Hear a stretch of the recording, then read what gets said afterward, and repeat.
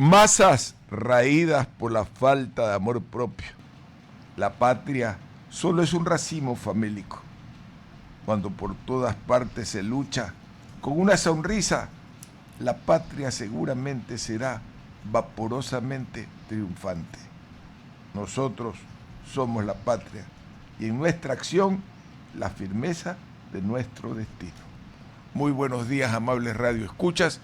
Reciban ese saludo afectuoso de corazón a corazón de Astrid Sinclair Viteri, de Jordi Echuya y este es su servidor, Ramón Sonnenholster. En esta mañana, mi querida Astrid del... Estamos, don Ramón, miércoles 17 de septiembre del 2025. Usted está escuchando, mi querido Jorge. La mañana en RTP, por la 96.5 en Guayas y Santa Elena. 98.7 en la provincia de El Oro y en el Real Audio en www.rtp.es. No se olviden que también pueden escucharnos en Facebook y YouTube, ahí leemos sus comentarios. Por otro lado, amables radioescuchas, cada pueblo con su geografía, con su propia y última alegría. La ley de la unidad social va dando frutos y multiplicando el fuego. Más allá de que estés de acuerdo o no estés de acuerdo con la marcha de Cuenca, ¿qué es lo que ha demostrado? Que la ciudad de Cuenca sí defiende su agua.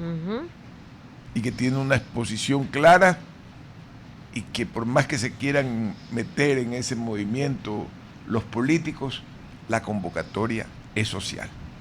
Una denuncia que entiendo parte del administrador, del director de etapa, dice que el informe con el cual se desarrolla el proyecto Loma Larga es un informe trucho.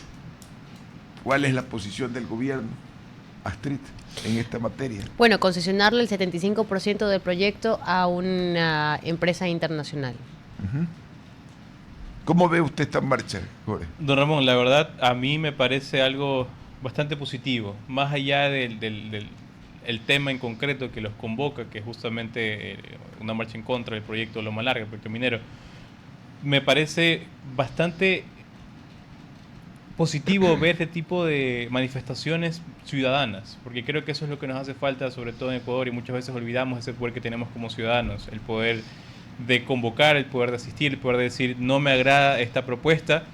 Y creo yo, sobre todo, que las personas que habitan, en este caso en Azuay, en Cuenca, son quienes deberían tener la última palabra con respecto a este proyecto. Por otro lado, no sé por qué entramos en polémica, porque le den a Jorge Glass la nacionalidad colombiana. Mientras nadie lo pueda sacar de la cárcel del Ecuador, da lo mismo que nacionalidad tenga, ¿sí? Y a qué renuncie. Pero sin duda, querida Astrid, sin duda, hay ahí estas colusiones de las mafias, ¿no? El peor momento para haberle dado una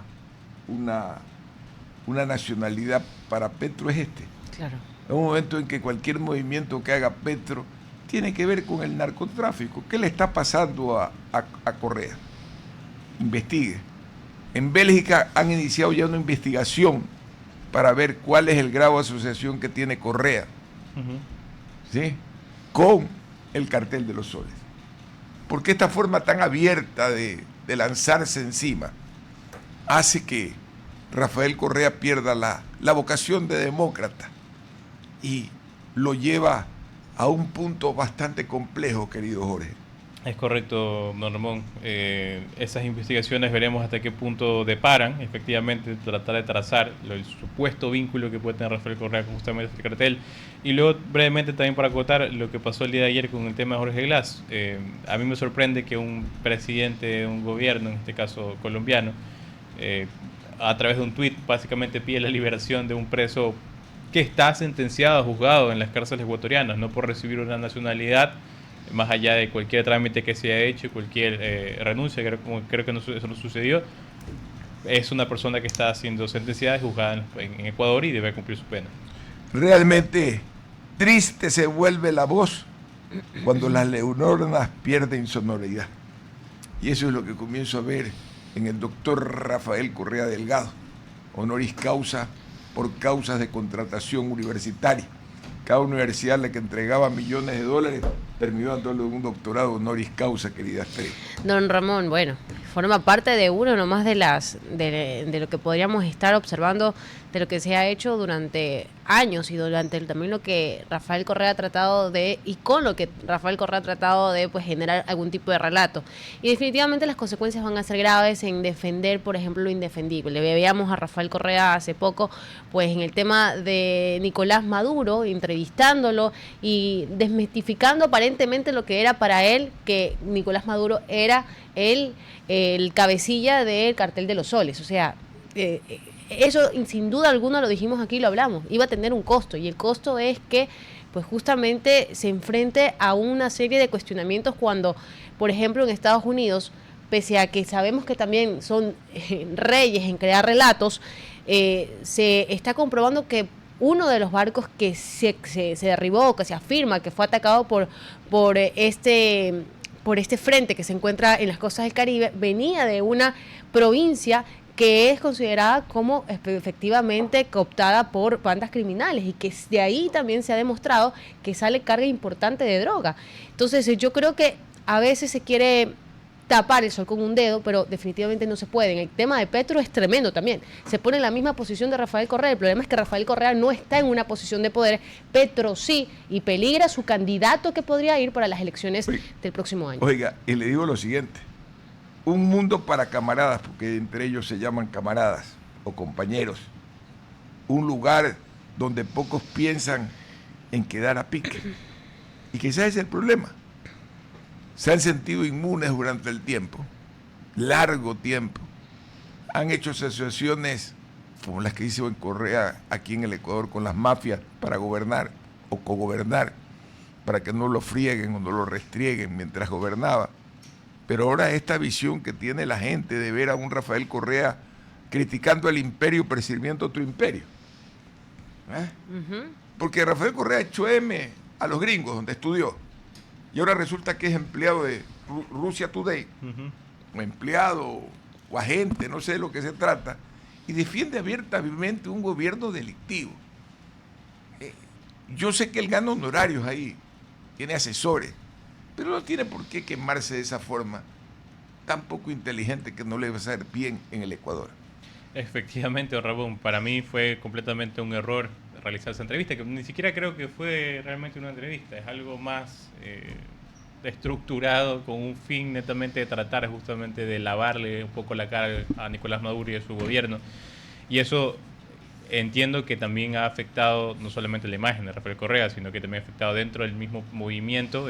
Sé que existen personas que no están de acuerdo con justamente que se haya dado esta, entre comillas, entrevista. Y al final del día es perder un poco esa popularidad que podría, entre comillas, todavía quedarle. ¿Y a favor de qué? A favor de lavar la cara a un gobierno que en estos momentos está completamente perjudicado a nivel imagen, a nivel internacional. Por otro lado, acusación de la Fiscalía contra Lenin. Según lo escuchaba ayer, ellos tienen información de que hay $1 millón que pasaron por las manos de la familia del señor Lenino Moreno. ¿Qué sabe de esto, querida Astrid? Bueno, recordemos, Ramón, que era una de las investigaciones que había justamente aperturado la misma Diana Salazar, y tiene ya en estos momentos, comienza en su parte ya final. Nosotros tuvimos aquí el abogado de la esposa del expresidente Lenín Moreno, y él indicaba que en ningún momento se había demostrado el traspaso de ninguna cantidad. Incluso existía un registro, una cantidad muy ínfima que luego fue justamente justificado. Hay que ver si la Fiscalía pudo encontrar o no realmente si se dieron los pagos debido a los sobornos en este megaproyecto, en los cuales pues estaba en ese entonces Lenín Moreno como vicepresidente, porque se lo acusa en calidad de vicepresidente, no como cuando estaba ya en funciones de presidente. Vea usted, la hora, doña Astrid. Don Ramón, 7:04 de la mañana. ¿Y qué consecuencias vería usted, Jorge, en este proceso? ¿Qué ha escuchado sobre este tema? ¿Qué consecuencias ¿Sobre el tema de Lenín Moreno? Sí, señor. Efectivamente, yo creo que lo primero, y creo que tengo la información un poco hasta donde está Street, sé que se está buscando los indicios, sé que se está buscando fiscalía a través de las pruebas, porque existe un dinero que aparentemente ha rondado por las cuentas bancarias de la familia. Ahora, por el momento no tengo la certeza de que se han encontrado esas evidencias. Imagino que si se lo está imputando en estos momentos es para llevarlo a juicio y quizás demostrarlo en caso de que la Fiscalía tenga justamente aquello. Pero hay que ver hacia dónde va. Lo que sí es cierto es que nuevamente es un caso o un presunto, porque de momento debo ser específico, es un presunto caso de corrupción que vuelve a ocurrir dentro de las áreas de... Perdón, dentro de justo los años de gobierno de Rafael Correa. Derrumbe humano bajo tempestades, quien no se dormita, tramita mejor el hecho. Entiendo que el presidente Lenín no está dormido y seguramente sabrá tramitar el hecho en un momento coyuntural donde muchos quieren pescar a río revuelto. Definitivamente que poco bien le hizo, algo que sí quedó probado, fueron esos muebles que le dio la familia Macías al expresidente ecuatoriano. La hora, querido Jorgito. Son las 7 de la mañana con 6 minutos. Se analiza una emergencia en el sector salud. Vea usted, vamos a la enésima emergencia nacional. El país vive administrado en emergencia. Gobierno disputa que el MSP, el IES, decidan si se declara situación de emergencia. Veamos página 15 del diario El Universo, que hoy día trae esa nota. Vamos por la 8, 10, 11, 15, aquí está. Novoa pide a MSP y a IES definir si es procedente la declaración de emergencia. Esta medida se analiza para la adquisición de medicamentos en los hospitales. Se asignaría hasta 200 millones de dólares. Vea usted, ¿y bajo qué marco va a hacer eso? Porque en cada emergencia, ¿qué es lo que hemos visto? En la emergencia eléctrica, ¿qué vimos? ¿Qué vimos en la emergencia? Sobreprecios. Sobreprecios, malas contrataciones. Malas contrataciones. ¿Acaso esto se puede manejar en términos de emergencia? O como dicen que decía Napoleón, vísteme despacio que tengo prisa. Yo creo que aquí cabe ese momento, analizar realmente cuál es el mejor método. Se planteó en la época de Lenín Moreno algo que no se ejecutó, que es ir al organismo internacional de la salud, la OMS, la Organización Mundial de la Salud, y decirle, please, ayúdanos a hacer una compra transparente. Y eso tiene un tiempo. Es cederle la soberanía a otra gente para comprar ante nuestra incapacidad. Toca buscar al mejor comprador, llegar a un acuerdo. El presidente tiene una buena relación con el gobierno español, que tiene una experticia muy grande en salud pública y que hablamos el mismo idioma, para hacer una transferencia de saber, para comprar con honestidad. Porque sí ha habido corrupción en España en la compra de medicina, pero no de que una paracetamol que vale centavos la facturen en más de $1. Eso no existe. Entonces valdría la pena que en ese marco se maneje eso, que los laboratorios nacionales se presenten directamente y no a través de intermediarios, porque los intermediarios aparecen para vender dificultades, para vender soluciones y llevarse una tajada inmensa del valor del producto. Dos cosas creo que son importantes en este aspecto. La primera es tratar de llevar, independientemente cuál vaya a ser, entre comillas, la solución a esa emergencia o esa crisis, si finalmente ya la convocan de manera oficial, tratar de que esto se rija por principios, que parece algo bastante básico, pero a día de hoy vemos que los funcionarios públicos de distintos gobiernos se han olvidado un poco de tener principios éticos, principios de transparencia, porque insisto, al final del día lo que importa es poder darle al ciudadano su servicio de calidad.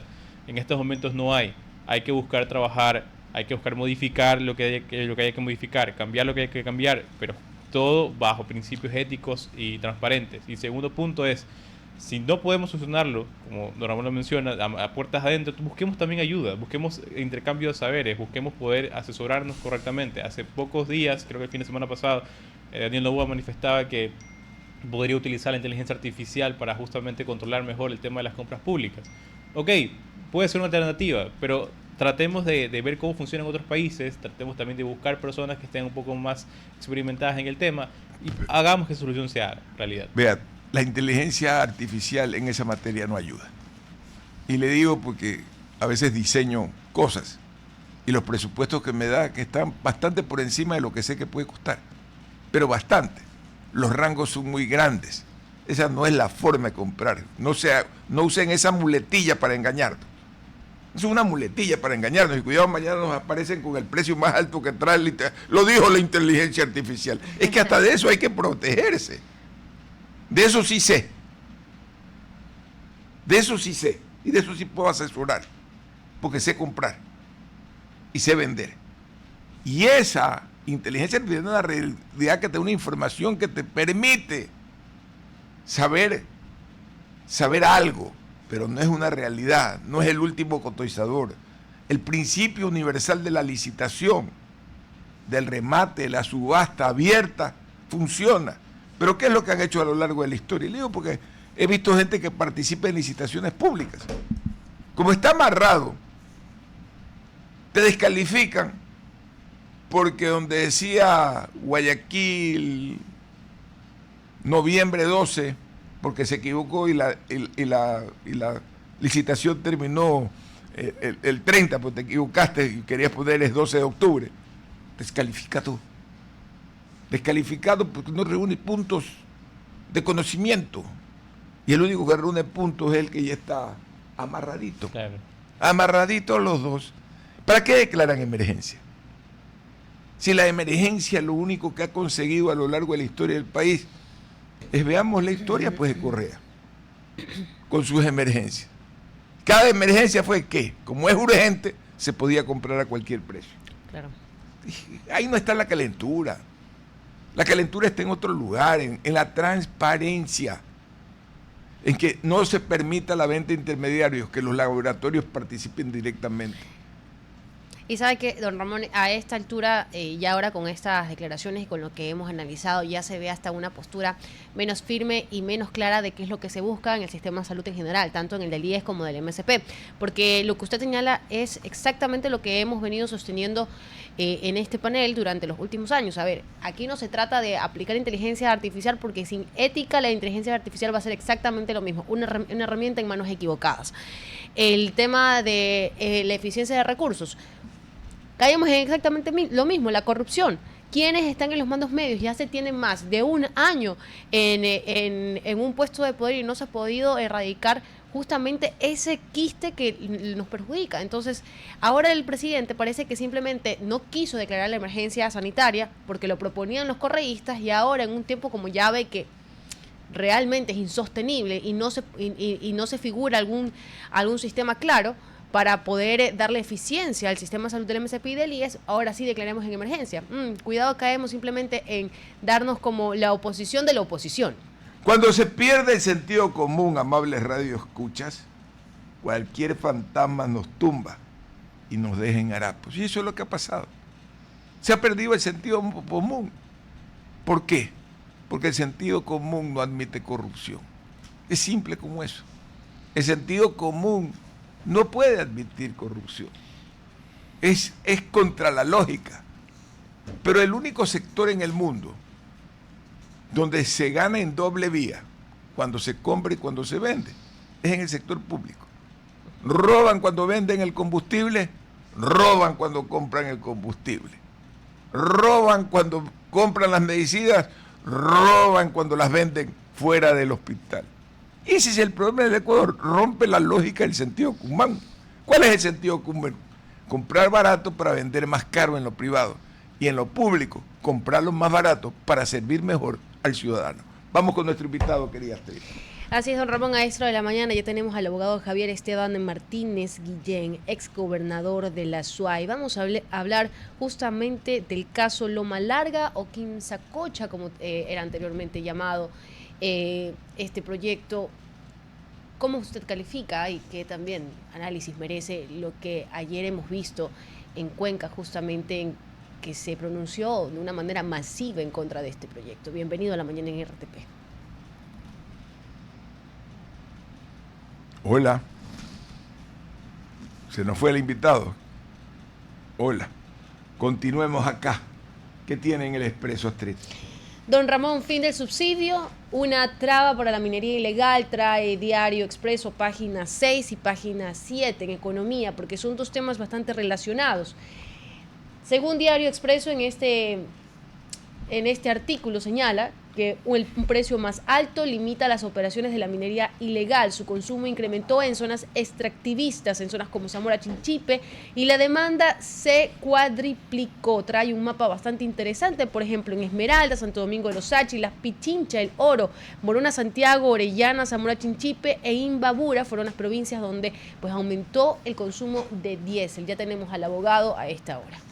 Bienvenido. Muchísimas gracias. Sí, un poco conversando del tema sucedido el día de ayer, pues fue una marcha multitudinaria, una marcha que sorprendió a propios y extraños. En realidad se habla, a los medios de comunicación de acá y los entes de control hablan de que más o menos hubieron 100.000 personas en esta marcha donde se juntaron absolutamente todas las voces. Acá no fue un tema político ni un tema de sectores sociales, sino básicamente toda la población, no solo de Cuenca, sino de todo el Azuay, se juntó para hacer prevalecer una decisión que ya se tomó en dos consultas populares anteriores, ¿no? Que es prohibir por completo la explotación minera en zonas de recarga hídrica, y esto para proteger los ecosistemas y obviamente líquido vital, el agua que sirve para abastecer a varios cantones de la provincia de La Suay. Abogado, me tomo en este sentido unos minutos también para consultarle y señalar que me alegra mucho que haya hecho la diferencia de lo político, porque mucho se trató de mezclar una cosa con otra. Este es un proyecto que no viene de ahora y que no se lo ha venido proponiendo de este gobierno, sino viene de gobiernos anteriores. ¿Cómo se ha venido y se ha logrado sostener e impedir también que no se haga justamente extractivismo en zonas de recargas de líquido vital? Sí, bueno, esto ha sido una lucha de muchos años atrás, principalmente empieza en los grupos cercanos a estas zonas de recarga hídrica, a las parroquias, a estas comunidades justamente que han estado en esa lucha, evitando que ingrese minería ilegal. Hemos tenido varios casos, hace algunos años atrás Río Blanco, que también se suspendió justamente el tema de la minería en este lugar porque efectivamente estaba prácticamente dentro del macizo del Cajas. Ahora con esto de Quimsacocha, pues desde hace algunos años atrás se ha venido luchando. Se habla de que hace 30 años que más o menos empezó estos proyectos de exploración por parte de diferentes empresas mineras, ¿no? Ahora actualmente está esta empresa Dundee Precious Metal, pero obviamente antes de eso hubieron otras empresas que efectivamente ya hicieron algunos análisis de exploración con respecto a minerales. Y desde ese momento, pues estas comunidades rurales principalmente fueron las primeras que dieron la cara y empezaron a oponerse con respecto a esta explotación. Abogado Martínez, permítame un poco retroceder en ese aspecto y quisiera justamente tocar el cómo llegamos a este punto, ¿no? En el sentido de, actualmente existe este proyecto, se menciona, si mi memoria no me falla, que es un proyecto que está alocado más o menos a 600 metros del área de la Reserva Natural de Quimsacocha, que por eso hay muchos... digamos, entre las personas encargadas de la minería, ciertas personas del gobierno, diciendo que eso no afecta porque hay una distancia, entre comillas, prudencial. Hay que ver si realmente es prudencial o no, porque igual está bastante cerca, diría yo, 600 metros de una reserva natural. ¿Cómo se llega a este punto y qué es lo que hace que en estos momentos la situación se agrave? Se agrave en el sentido de que tenemos personas que han sido convocadas de manera democrática a las calles para justamente tratar de precautelar lo que ellos consideran al menos algo sagrado dentro de su ciudad. Sí, yo creo que esto ha unido a todos, como lo habíamos mencionado anteriormente, pero aquí el punto principal es justamente cuando el gobierno nacional, a través del Ministerio del Ambiente, antes llamado así, ahora con la fusión, pues es Ministerio de Ambiente y Y energía. Energía, Entonces, el punto clave es cuando el Ministerio de Ambiente en este gobierno otorga justamente la licencia ambiental ya para la fase de explotación de esta concesión minera. Ahí es justamente en donde se complica el tema, donde que ya definitivamente se ve que no hay una revisión adecuada por parte del Ministerio de Ambiente. Y aquí es importante aclarar, cualquier actividad humana puede generar impacto dentro de un ecosistema tan frágil como son los páramos y los humedales o también conocidos como zonas de recarga hídrica. El problema no radica en que esté lejos o cerca a 200, a 1 kilómetro de la laguna de Quimsacocha, que esto es un volcán, ¿no? Quimsacocha era antes un volcán que ya obviamente en la actualidad está inactivo. Ahí se generaron varias lagunas, pero el problema radica en que lamentablemente al momento de realizar las excavaciones para poder extraer el mineral, todo este material que es utilizado y la misma explotación, el mismo hecho de ejecutar justamente las excavaciones va a contaminar internamente a todos esos ríos profundos que van dentro de la montaña. Esa es la situación más grave que nos va a complicar. Debemos entender que se ha reportado que más o menos deben hacerse excavaciones de hasta 250 metros bajo la superficie para poder explotar los minerales que se encuentran en esa zona. Abogado Martínez, en ese sentido, ahora que vemos que la ciudadanía se está convocando de una manera bastante activa, y hace poco, creo que fue el día viernes o sábado pasado, leía algunas declaraciones del presidente Daniel Noboa mencionando que este proyecto estaba con muchas o altísimas dudas sobre si se iba a realmente implementar o no. ¿Qué es lo que usted cree que espera la ciudadanía azuaya en este sentido, pero también qué cree que va a pasar en las siguientes 10 semanas con respecto a esta situación en concreto?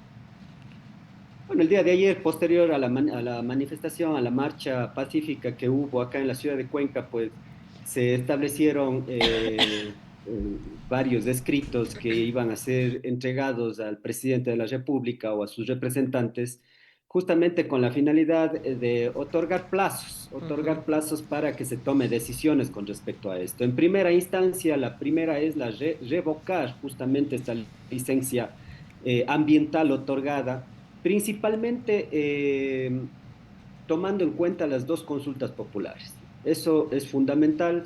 Obviamente la licencia ambiental es otorgada posterior a las consultas populares que se dieron la última en el año 2021 y obviamente pues justamente se espera que se respete esta situación, que se respete el mandato de todos quienes votamos mayoritariamente a favor del agua. Estamos hablando de que aproximadamente un 95% de la población votó en la consulta popular a favor o en contra de la explotación minera en fuentes de recarga hídrica. Abogado. Sí. Rápidamente, porque nos queda pocos minutos, exactamente 2 minutos antes de irnos a una cadena del alcalde de la ciudad de Guayaquil, en este mismo sentido, para no perdernos, pero me quiero ir por la parte política, porque al final del día también juega dentro de esta cancha. Usted fue exgobernador en el 2020, si no me estoy equivocando, y en ese sentido sabe que hay decisiones que corren también por la vía política. El alcalde de Cuenca, quien ayer pues al parecer tomó mucho protagonismo, y también parte de los asambleístas correístas tomaron un protagonismo en esta marcha, se hicieron presente, y hay que ver el otro lado. El alcalde de Cuenca está justamente siendo investigado por Contraloría por ciertos eventos artísticos, y también no goza tanto o no tiene una muy buena relación con el gobierno nacional. ¿Usted cree que podría afectar este tema tan importante como es el de Loma Larga, un proyecto, y también pues la convocatoria de la ciudadanía a defender su recurso natural, con lo que está paralelamente sucediendo en la parte política? Sí, definitivamente afecta, y esto es una realidad lamentablemente. Afecta en el sentido de que no han habido oportunidades para que tanto el gobierno central como el gobierno seccional, en este caso el municipio de Cuenca, realmente se sienten a analizar la situación y se pueda exponer abiertamente cada una de las posturas.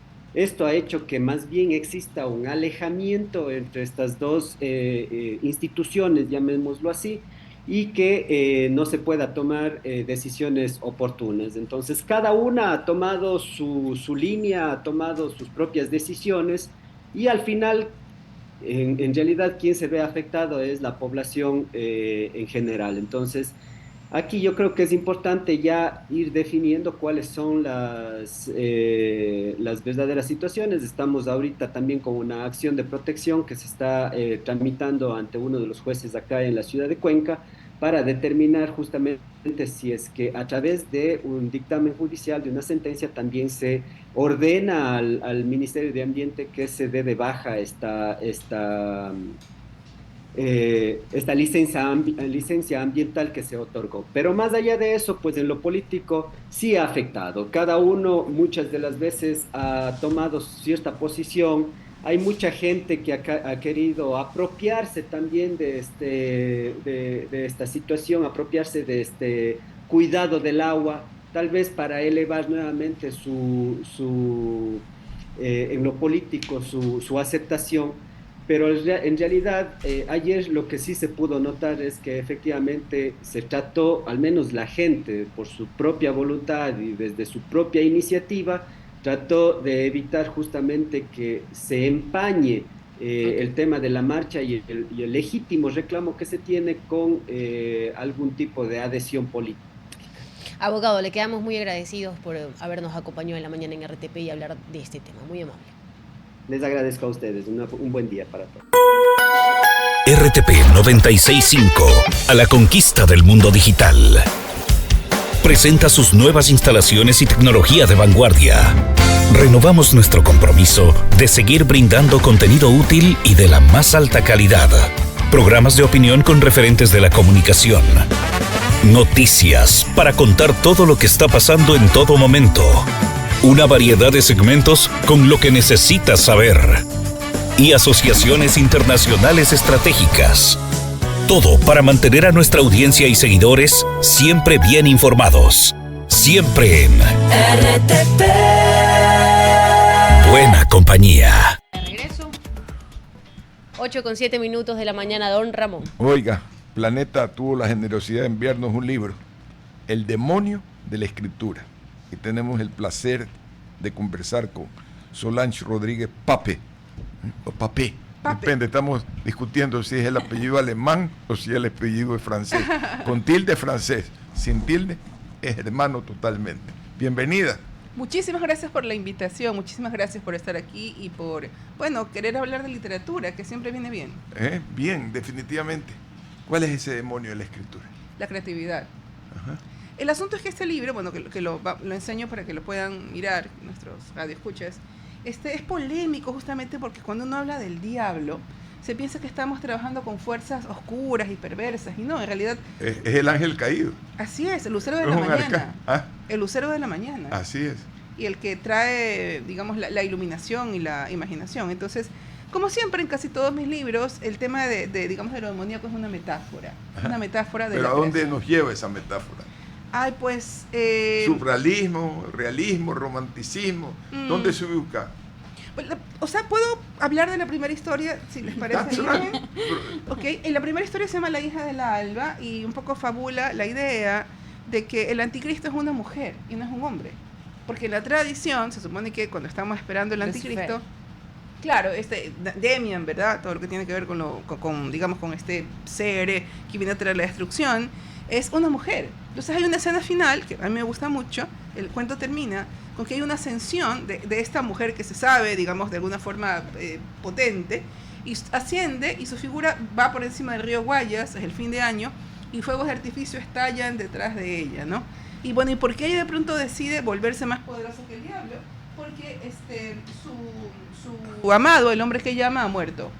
Entonces tiene que volverse poderosa porque lo quiere volver a la vida. Yo tengo una amiga que permanentemente me dice, Sonia José, ten cuidado que las mujeres somos la representación terrenal del diablo. Sofía, bienvenida. ¿Ah? En la otra esquina, querida Angie, bienvenida. Gracias. Me emocioné de ver, cuando veo un libro yo me desboco, ya ustedes, los que me conocen, saben que pierdo el tema y ya tengo la curiosidad de leer este libro. Sí, siga, querida Astrid. Don Ramón me lo prestó unos minutos al inicio de la mañana y me llamó mucho la atención, incluso separé y quise, cuando dije vamos a tenerla presencial, dije, Remy, qué importante haber y tener la presencia de ella, porque si quisiera, por ejemplo, El Reino, en la página 73, me llamó mucho la atención la parábola de los talentos, y señala, leo 3 líneas que son espectaculares. En la familia nos hemos distribuido las enfermedades de la casa. Héctor, el primogénito, responderá por los ratones. A mi hermana le entregamos las salamandras y a mí, que soy la menor, me encargaron los nidos de termitas. Qué interesante. ¿Qué quiso decir la autora con esto, Solange? ¿Qué quisiste expresar con esto? ¿Qué quiere decir? Nos hemos distribuido los talentos, nos hemos distribuido diferentes cosas que pasan de generación en generación. Caramba, bueno, mira, para mí este cuento es un cuento que reescribe un poco un mito, ¿no? Es una fusión entre estas historias mitológicas que nos contaban de Ulises o de la caja de Pandora, ¿no? Y esta es la reescritura de cómo una familia vive su propia, digamos, situación histórica y tiene que ver con una casa que está siendo devorada por las termitas. Entonces, fíjate que el nombre Héctor no es un hombre mitológico, ¿verdad? O Claro. sea, asocia esto. Y es, bueno, un poco la historia fabula de que la casa está haciendo comida, pero el más jovencito de todos, que se llama Benjamín, está siendo seducido por estas termitas y les dicen, bueno, o sea, no derrumbes la casa, ¿no? Si tú nos dejas vivir, tú vas a ser el príncipe de nuestro reino. Es como un cuento que al mismo tiempo juega con la mitología. Solange, en estos momentos usted se encuentra promocionando el libro, se va a encontrar, ¿dónde lo podemos encontrar primeramente el libro? Y también si incluso puede ser parte usted de la Feria del Libro que se va a suceder acá en Guayaquil. Estoy aquí porque, bueno, soy invitada de la Feria del Libro de Guayaquil y vuelvo a agradecer el espacio y volver a reencontrarme con gente querida como Angie, que la conocí hace tiempo, porque fue una exalumna de la U. Y así es. Entonces, hay 2 eventos en la Feria del Libro en los que voy a estar presente.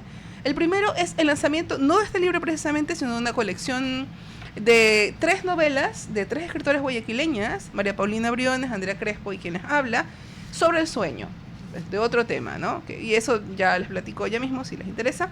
Y bueno, este libro que fue lanzado el año pasado, El demonio de la escritura, lo encontramos en La Española y en Mr. Books, que son las casas donde Planeta distribuye los libros.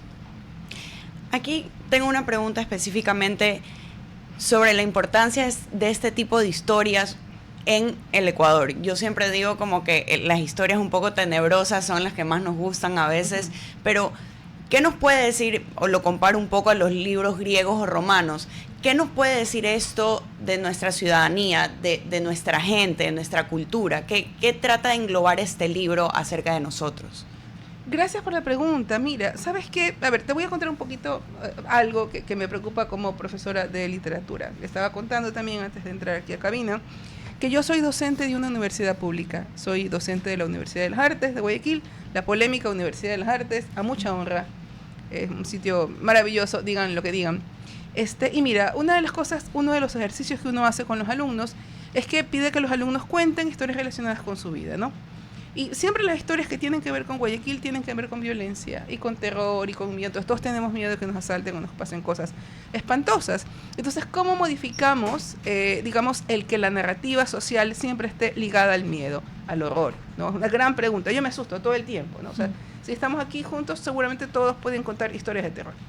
Pero bueno, yo creo que de alguna forma también la literatura te sirve para reescribir o pensar otras opciones y otras alternativas más allá del miedo. Porque una cosa que me preguntan mucho, como una autora que aparentemente se ha encasillado en el terror, es qué función cumple el terror.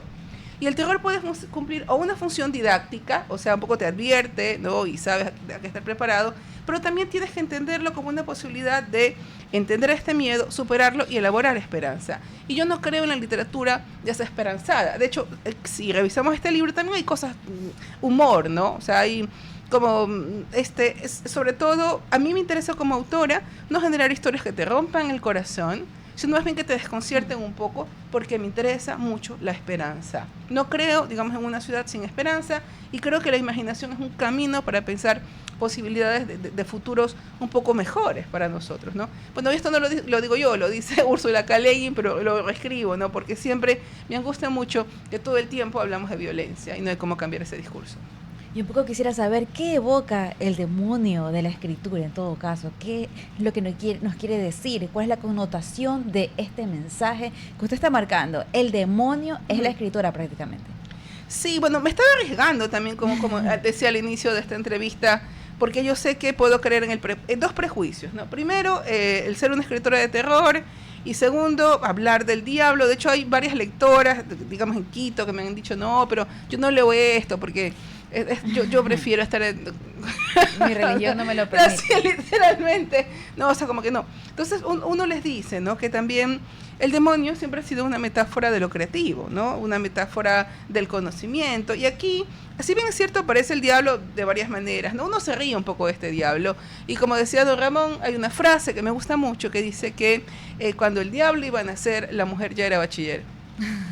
Entonces, claro, aquí también aparece, me interesa mucho también la figura de la mujer como alguien que se sale del canon, se sale de lo esperado, y aquí hay muchas mujeres que de alguna forma enfrentan a este demonio y vencen al demonio, ¿no? O sea que la figura femenina está siempre presente haciendo cosas pícaras, digamos. Me ha gustado la fusión, me ha gustado los mensajes que trae el libro y que usted los ha podido, pues, exponer. ¿Qué más podremos encontrar? Es un libro definitivamente que me llamó mucho la atención, y me gusta esta conjugación de salirse de la caja, porque prácticamente nos vamos de lo mitológico a la realidad, involucramos muchos escenarios. ¿Cómo se llega a ese punto? Bueno, sabes que también la escritura es un desafío constante. Este de aquí viene a ser, como me parece ya mi libro número 10, ¿no? De cuentista, yo creo en el cuento. Justamente ahora en la Feria del Libro voy a lanzar mi primera novela junto con estas dos autoras que te comentaba, ¿no? Sobre el tema del sueño, y toca un poco el tema de la muerte de mi padre, pero fíjate que la idea es siempre fabular, porque yo te podría decir, bueno, escribí un libro biográfico acerca de la muerte de mi padre, pero no, en este libro, que se llama La Noche Artificial, lo que hago es tomar el tema del sueño. Son los sueños que he tenido a propósito de la muerte de mi padre, que han sido varios, y he llevado un registro de estos sueños a lo largo de 5 años. Y lo que sale en ese libro es como una fabulación. Hay cuentos, hay descripciones literales de este sueño, y hay también lo que ha sido la relación con un padre, ¿no? Entonces aprovecho, digamos, la licencia que me da la ficción para crear literatura. Hoy comienza la Feria del Libro. La Feria del Libro comienza hoy y dura hasta el domingo, del 17 al 21. Invitados todos. ¿Qué día le encuentran ustedes? A mí me encuentran... Voy a intentar ir todos los días, pero bueno, no sé si pueda porque trabajo en la universidad. Pero yo voy a estar el día sábado a las 4 de la tarde lanzando La Noche Artificial junto con mis otras dos colegas con su colección Onirias, y el día domingo voy a estar en un homenaje a una gran autora guayaquileña que es Gilda Holst Molestina. Un homenaje post-mortem. Bueno, sí, lastimosamente, pero se trata de revisar cuán importante fue la literatura de Gilda, de este grupo fundacional de mujeres del 89, que hizo mucho por el cuento, hizo mucho por la literatura de género. Sí, sí. Una gran escritora. Y sí, lo sigue siendo, y queremos que la sigan reconociendo como escritora. Esa es la ventaja del escritor, aunque no esté presente, sigue siendo. Está inscrito. Pero qué triste que sea luego de la muerte, ¿no? O sea, bueno, se analiza por lo general las concepciones después, cuando ya pierde esa friccionalidad, las mismas personas comienzan a mirar el tema. Por eso es la muerte, precisamente es una fuerte. Bueno, sí. Para eso es precisamente. Es un recordatorio importante y vital. Ayuda a tomar dimensión, ¿no?, del asunto, que en vida a veces no se puede tener. Le agradecimos muchísimo esta tarde. Su apellido es alemán, es judío. Es alemán. Y significa papilla. Tal vez. En francés, como le dije. Qué bonito, porque en francés, como le dije. Como la creatividad, la papilla te permite hacer muchas cosas. Y en francés es como se lo dije. P-A-P-P-E-E, con una tilde en la primera E. Ok, bueno, gran polémica en mi apellido, he escuchado ya no es polémica, ahí lo encuentra, pero es un apellido fundamentalmente germano. Está en Austria, está en Hungría, está en Checa, en la inteligencia artificial. Ahí la IA lo dice. Así que hay que averiguar si no se equivocó la IA. Le agradecemos También. muchamente, Muchísimas querida gracias. Solange. Un Muchísimas honor haberla gracias. tenido aquí. Bienvenida las veces que usted quiera. Gracias. 8:19 con 20 segundos. Volvemos al mundo de la política, Astrid. Volvemos al mundo de la política, don Ramón. Volamos alto, ahora vamos al estiércol criollo. ¿Ah? Imagínese. Muchas gracias. Gracias a usted. Gracias por la entrevista. Adelante, Astrid. Página 7 de Diario Expreso, la Asamblea conforma la nueva Junta Política de Regulación Financiera y Monetaria. Señala este diario, el Pleno designó con 80 votos a favor a sus 5 miembros. El problema es que justamente esta Junta, que era creada para el cambio de cooperativas a banco, ese inciso está suspendido por la Corte Constitucional. Adelante. La verdad es que yo creo que esto, y hay muchos eventos ahorita en la Asamblea que nos están mostrando que se está consolidando una oposición a las decisiones que se están tomando. Creo que a veces el gobierno ha usado esta retórica de oposición directamente, denominarlo el correísmo, y es muy fácil, yo creo que categorizarlo de esa manera. Creo que ahora en la Asamblea, lo que hemos visto en las protestas, se puede notar que hay ciertos temas que la ciudadanía y los asambleístas específicamente no están dispuestos a negociar con el gobierno como lo estaban haciendo antes. Creo que va a ser bien interesante saber cómo va a ser el flujo de trabajo, yo creo que para la Asamblea, y qué tanto se van a poder hacer entre las comisiones y entre el Pleno. Pero dependería mucho de qué se puede hacer también. Recordando sobre todo también un poco el contexto, que justamente estos cambios se dan a partir de la Ley de Integridad Pública que fue aprobado, si no me falla, en junio, finales de junio, donde justamente ahora lo que existía en aquel momento era una junta que dictaba políticas monetarias por un lado y luego otras que dictaban políticas financieras por otro. En este caso lo que se hizo a través de esta ley justamente juntar ambos en un solo organismo y ahora tener un organismo que rija ambas políticas, y en ese sentido esperemos que efectivamente estos nuevos directores o vocales, no estoy seguro cuál es la palabra correcta acá, pero las personas que van a conformar justamente esta junta puedan trabajar con primero los principios que hemos conversado durante el largo del programa, el principio de transparencia, principios éticos, pero sobre todo que puedan llevar a cabo un buen ejercicio. Ahí de lo que escuché y me puse a pensar por qué la Corte Constitucional no le dio paso constitucional a aquel párrafo en que se pasa de cooperativa a banca. Hay razones que así a simple vista me preocuparían. Las cooperativas no son un cuerpo accionario y el otro es un cuerpo accionario. Esa situación es muy compleja. Yo creo, perdón que interrumpa, pero yo creo que don Ramón lo ha dicho anteriormente, creo que es un poco también la zapada que tenemos aquí, que nos gusta, cuando las leyes aplican a nosotros, nos gusta tener... Claro, nos gusta ir justamente a ese término que nos puede hacer tener que pagar menos impuestos, tener que ser menos auditado. Creo que ese es uno de los problemas de la sociedad, que no importa que no sea penado en la ley, al ser penado moralmente, la gente tuviera que actuar de cierta manera. En el marco de esto, las cooperativas tienen un fin diferente. Sí son emprendimientos de lucro, pero de los cooperados. Exacto. Y los cooperados, no importa el tamaño que tengan, su participación es igual. O sea, yo puedo poner 10 o el otro cooperado 20 en el reparto del beneficio, en teoría, por lo menos eso hacía era mucho tiempo, funciona así. Lo que debería haber hecho el gobierno es proponer que las cooperativas se transformen en bancos sin perder su régimen de cooperativa. Es decir, pero para eso no necesita una reforma de ley.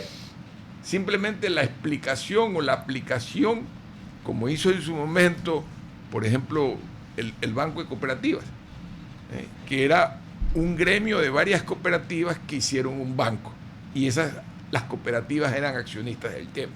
Se podría lograr, por eso hay que pensarlo para no violar el hecho constitucional, porque a nadie me puede cambiar dentro de la ley. La asociatividad está garantizada en el régimen constitucional.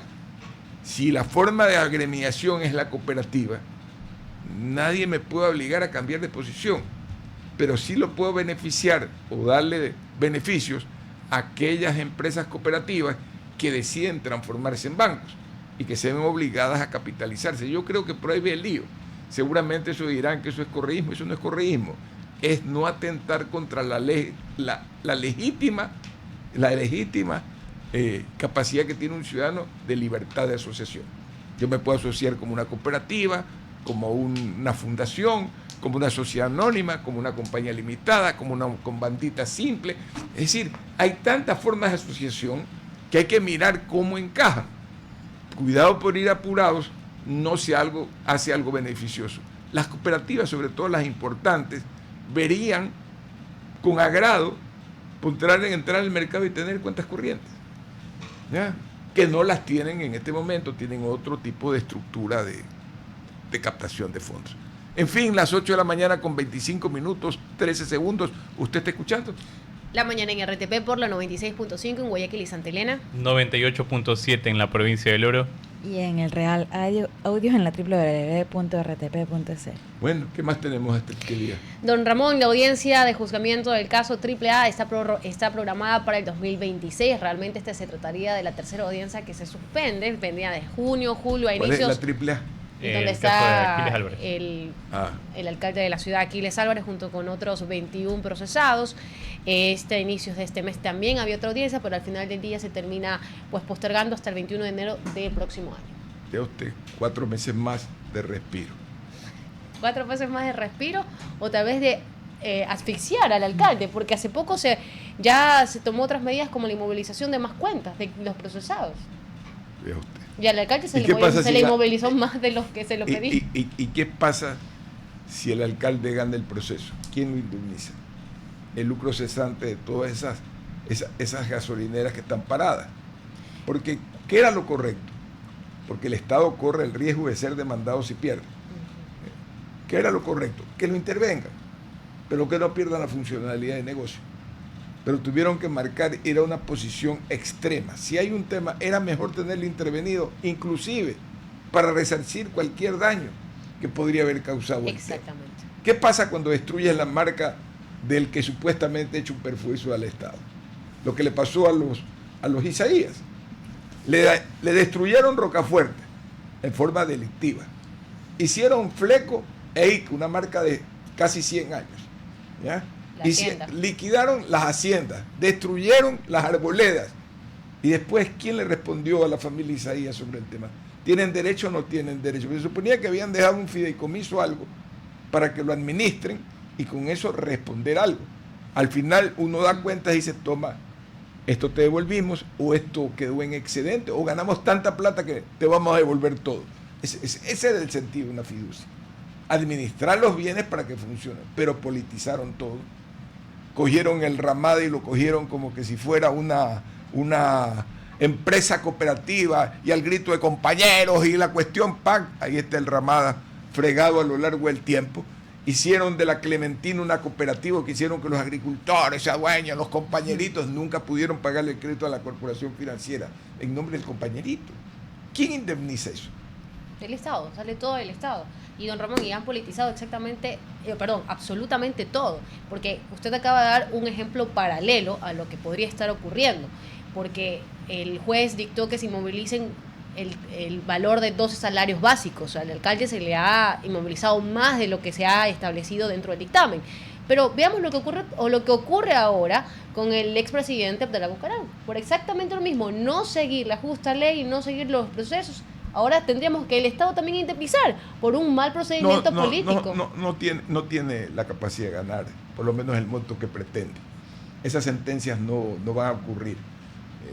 Seguramente el Estado debería iniciar un daño por todos los perjuicios que ha concedido y luego, si gana, compensar los errores que cometió el señor Bucaram, que son terribles, que continuaron a posteriori y está en demasiadas denuncias como para no tener algo de verdad, que realmente es preocupante. Pero a mí sí me preocupa eso, porque tras esto hay una percepción de friega.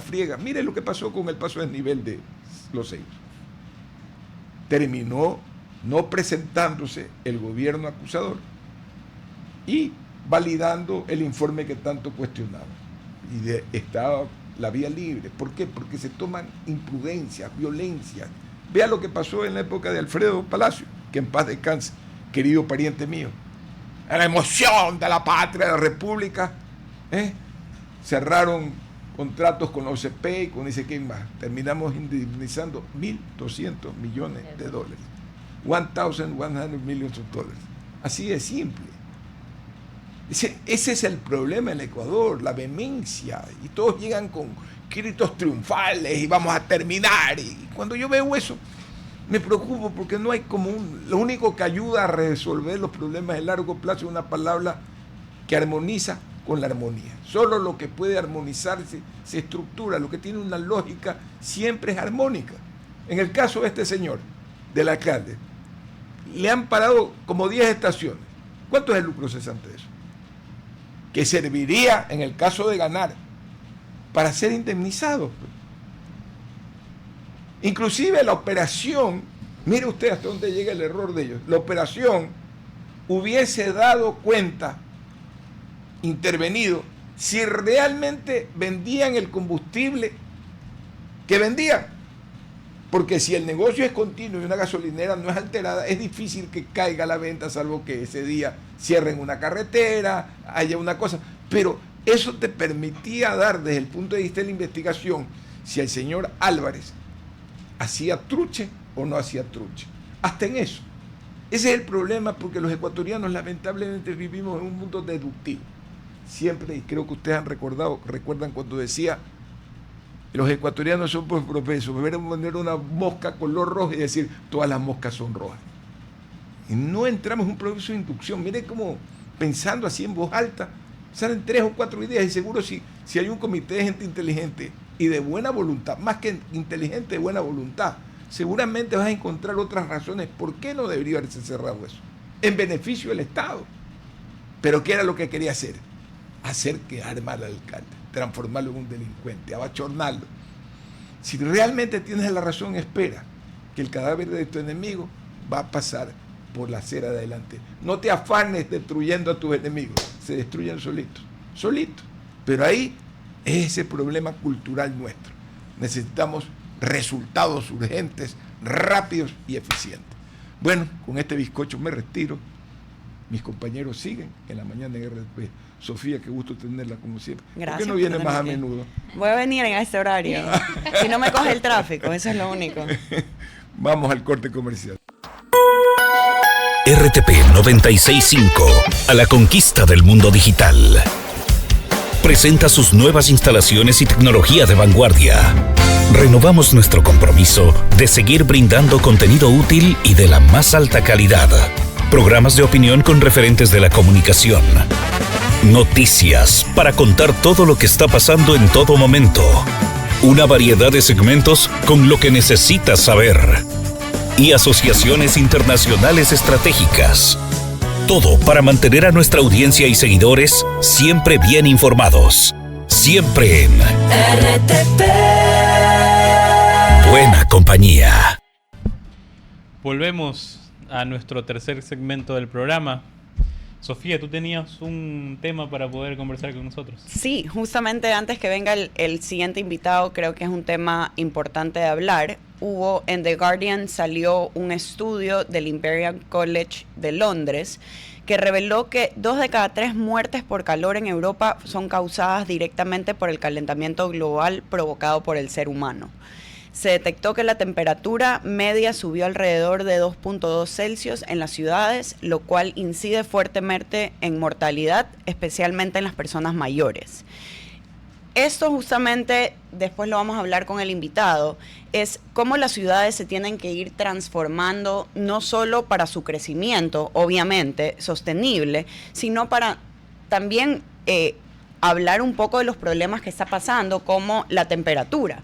En una ciudad, yo lo digo, como en Guayaquil, que no tenemos muchos árboles y que las temperaturas, aunque estoy con chompa aquí porque estamos en cabina, hace mucho calor.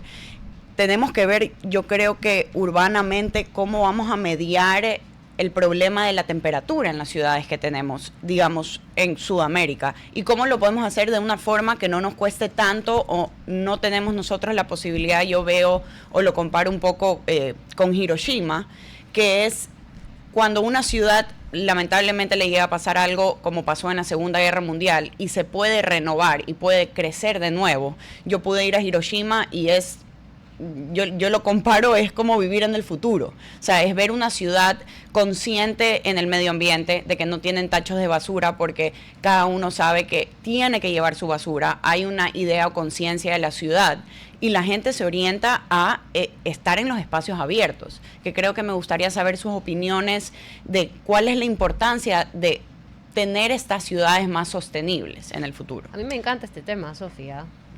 Has dado en el punto, y algo que yo vengo insistiendo es que, ok, tenemos este clima, hemos acabado con nuestros árboles, necesitamos buscar nuevas formas para que la ciudad sea una ciudad que no provoque tantos efectos climáticos en contra también de la ciudadanía, y que influye también eso, en ver qué tipo de asfalto, en ver qué tipo de concreto se está poniendo, porque pareciera mentira, pero es así.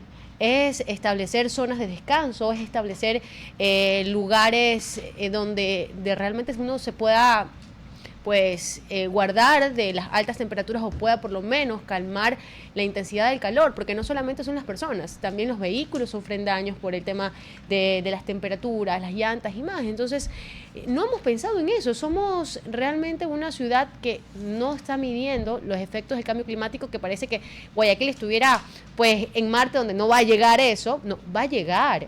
Está sucediendo. Miren cómo se nos adelanta el estiaje, se nos atrasa. Estamos en verano y sentimos aún ciertas temperaturas como de una intensidad de calor bastante fuerte, muchas veces con humedad, combinado con humedad, que yo a veces digo, regresamos al invierno. Hay días que yo digo, es verano, hace sol, pero hay un viento muy refrescante. Pero en otros momentos, otros días, yo digo, hace una temperatura muy alta y no corre nada de viento. Digo, eso con humedad, ¿qué está ocurriendo? Pues el mundo entero está cambiando en temas climáticos, y nosotros tenemos que estar midiendo cómo mejorar también el estilo y la calidad de vida de la ciudadanía, que yo creo que no se lo está tomando en cuenta. Creo que es muy importante aquí entender cuál es el concepto de ciudad que le queremos dar a Guayaquil, porque a día de hoy ese concepto de ciudad para mí es vamos a apostar por una infraestructura y más edificios y más construcciones grises, que ok, representan de cierta manera el crecimiento económico de la ciudad, pero insisto, la idea es regresar al principio, ver realmente qué nosotros queremos entender por ciudad, porque una ciudad no solamente es construcción, una ciudad es tener espacios ciudadanos, una ciudad es poder convivir realmente, y ese tipo de espacios hay que irlos pensando y sobre todo poner un plan a largo plazo, que es lo más importante. Bien, ya estamos con nuestro entrevistado, 8:42 de la mañana. Está Daniel Jato Espino, internacionalista, máster en la Universidad Internacional de Valencia. Vamos a hablar de el agua en las ciudades como esfuerzo mutuo de la tecnología y también de los ciudadanos, hablando de buscar mejoras en las urbes. ¿Cómo está? Bienvenido, estimado Daniel, gracias por acompañarnos. Hola, buen día, gracias por recibirme. Sofi. Quisiera empezar sobre la digitalización, inteligencia artificial, sensores urbanos, esa transformación de las industrias. ¿Cuál tecnología en su experiencia cree que ha tenido el mayor impacto en la gestión sostenible de ciudades en estas próximas décadas o en lo que hemos visto actualmente? Bueno, hasta ahora quizás los estudios piloto de más duración y con más recorrido en cuanto a resultados obtenidos quizás tengan que ver más con sensórica, con instalar sensores de IoT, Internet of Things, para poder monitorizar de alguna forma de manera continua y con fidelidad lo que está ocurriendo, por ejemplo, en las redes de abastecimiento de aguas residuales o en otro tipo de infraestructuras relacionadas con el agua. Hasta ahora la tendencia quizás ha sido más física en ese sentido, aunque existe una interoperabilidad, ¿no?, de los sensores para poder almacenar los datos y luego analizarlos. Ahora, evidentemente, estamos inmersos en este boom de la inteligencia artificial y quizás en los próximos años se puede esperar que, aunque la parte de sensores evidentemente sigue siendo importante, ¿no?, porque es la forma de capturar los datos reales, está la cuestión también de utilizar modelos de inteligencia artificial, machine learning, etcétera, para generar modelos o gemelos digitales, que permitan hacer simulaciones a escala real de lo que puede estar ocurriendo o de lo que puede ocurrir bajo distintos escenarios de sequía, de fallos en las redes, etcétera, de averías, y así poder anticiparse a futuras posibles problemas que pueda haber en ese sentido. Entonces, bueno, yo creo que la tendencia va un poco más en ese sentido de construir, digamos, plataformas digitales que permitan gestionar el agua de una forma integral. Daniel, justamente tomando ese último punto, hablemos un poco del agua y el rol que juega. Justamente, y para darle contexto, en Ecuador, el día de ayer existió una marcha ciudadana que se llevó a cabo en la ciudad de Cuenca para impedir que se realice un proyecto minero que se está ubicando a más o menos 600 metros de una reserva natural, que es la reserva de Quimsacocha, que básicamente son 3 lagunas y es una parte importante del tema del agua en esa ciudad. Entonces, los cuencanos y probablemente otros ciudadanos de los alrededores se manifestaron en contra de esto porque quieren justamente proteger el agua, lo que ellos consideran algo vital e importante para el desarrollo de sus ciudades. ¿Cuál es el rol que juega el agua en general para el desarrollo sostenible de una ciudad? Bueno, pues es un rol absolutamente esencial porque yo diría que es el recurso más importante que tenemos, el recurso natural. Entonces, lo que comentas me parece un caso muy interesante y me congratulo porque haya ese movimiento ciudadano. Todo esto, digamos, que está relacionado también con los procedimientos de evaluación ambiental que tienen que garantizar que cualquier actuación, sea un plan, un programa, un proyecto, respete el medio ambiente que haya circundante. En este caso, pues esas masas de agua tienen una función ecosistémica y de aprovisionamiento del recurso que debería ser estudiada, y si la viabilidad del proyecto pasa por afectar a esa zona, pues no debería salir adelante. Entonces, en general, es una cuestión, digamos, de plantear cualquier tipo de actuación, proyecto, plan o programa en la que el agua, desde el inicio, juegue un papel pivotal, que toda actuación tenga en cuenta cómo se va a gestionar el agua, qué afecciones va a tener el agua en el futuro, etcétera, de manera que ya sea una variable que se tenga en cuenta desde una centralidad, además, desde el inicio de la planificación, antes de, por supuesto, empezar la construcción y la explotación de lo que se quiera hacer. Existen iniciativas o conceptos, digamos, en otros lugares, como puede ser en Oceanía, donde existe el concepto de diseño urbano sensible al agua. Entonces, esto ya, por el mero término en sí, da una idea de que todo lo que se haga tiene que ser sensible y tiene que armonizarse con la gestión del agua. Estimado Daniel, y me imagino que has llevado o tienes mucho tiempo estudiando el tema del recurso hídrico y esta manera de mantener su cuidado, sobre todo cuando hay países que piensan que los recursos naturales son infinitos y no es así. Entonces, me gustaría, hemos hablado de las propuestas, que está perfecto iniciar con esto, pero ¿cuáles serían las consecuencias a un mediano plazo, a un largo plazo, de no aprovechar la tecnología y tampoco de no empoderarse la ciudadanía de las mejoras y cuidados de este recurso vital? Has dicho muchas cosas interesantes y que darían lugar a mucha conversación.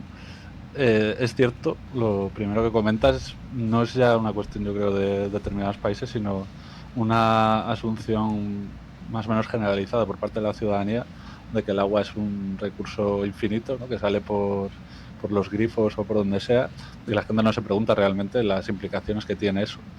Entonces, yo creo que existe una labor ahí de concienciación ciudadana en la que tiene que hacerse un esfuerzo para que las personas sean conscientes de la gravedad de la situación en cuanto a la disponibilidad de ciertos recursos como el agua, también un poco en la línea de lo que comentabais anteriormente del clima en cuanto a temperaturas.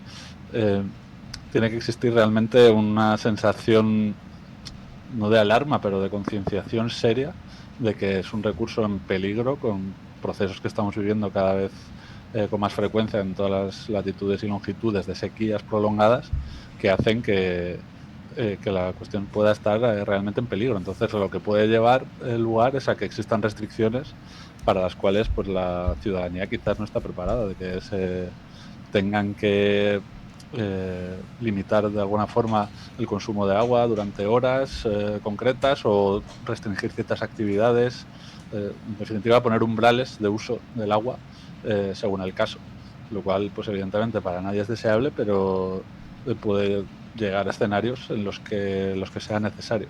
Entonces, toda acción que pueda llevarse a cabo para reservar agua, gestionarlo de la forma más sostenible, reducir su consumo en la medida de lo posible, pues contribuye, y es algo probablemente a lo que nos tendremos que acostumbrar en el futuro, con lo cual se puede empezar a implementar perfectamente desde ahora.